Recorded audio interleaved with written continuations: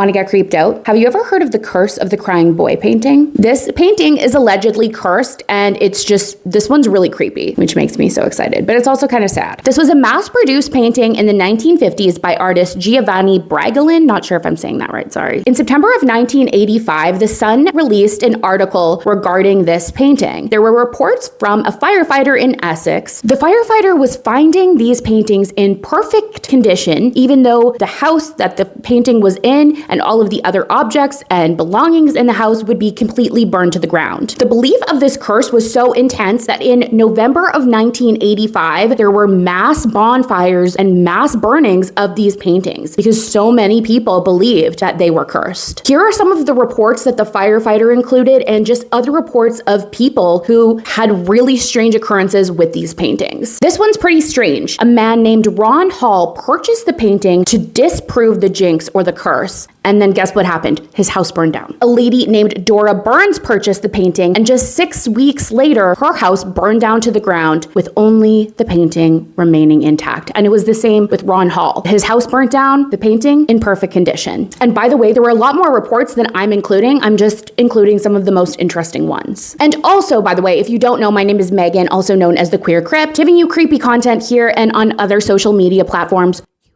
I'm currently making a paranormal TV show with my best friend. It's called The Curious Crypt, and we are making it with the paranormal production company New Blood Universe, so make sure you're following them so you can see our updates and follow along. In October of 1985, there was a pizza palace in Norfolk that burnt completely to the ground, except, of course, the Crying Boy painting in perfect condition. A few days later, a family home of the Godspurs also completely burns to the ground, with the Crying Boy painting remaining completely, perfectly intact. Only a day after that, there is a gas explosion in another person's house. And guess what remains? 2 Crying Boy paintings. I guess there was 2 of them, so they're like, we're not gonna fuck around. We're doing gas explosions here.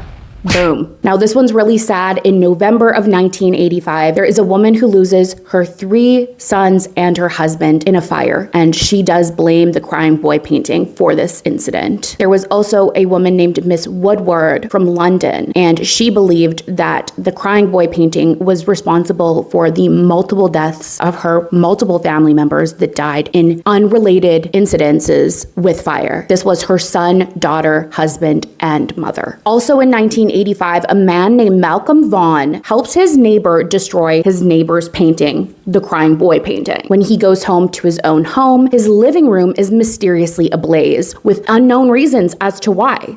That is sus. Like, that's weird. In December of 1985, a man named William passes away from his house burning in a fire to the ground. The Crying Boy painting is found next to his charred body, the painting being in perfect condition. Now, the reason this one really freaks me out and I think is so weird is because, number one, like, a lot of the reasoning for these fires was mysterious. They didn't know what caused the fire. So that's number one, that's weird. Number two, you literally had people purchasing these paintings being like, see, I'll prove it to you. This isn't real. And then their house burns to the ground. Like, what? Could you imagine? Could you imagine if you're like, yeah, actually, I think this curse is bullshit, and you go buy the painting and then your house burns to the ground right after? Would you not be like, okay, I believe it now? Because I would. The theory was that there was a varnish on the painting that kept it from burning. But fuck, what kind of varnish were they using? Let us know, firefighters. Are there varnishes on paintings that seem to magically survive fires? Is there a lot of instances where an entire home burns to the ground, but there is a painting left? I'm very curious. But that's it for this time, and stay haunted, stay spooky, and follow me.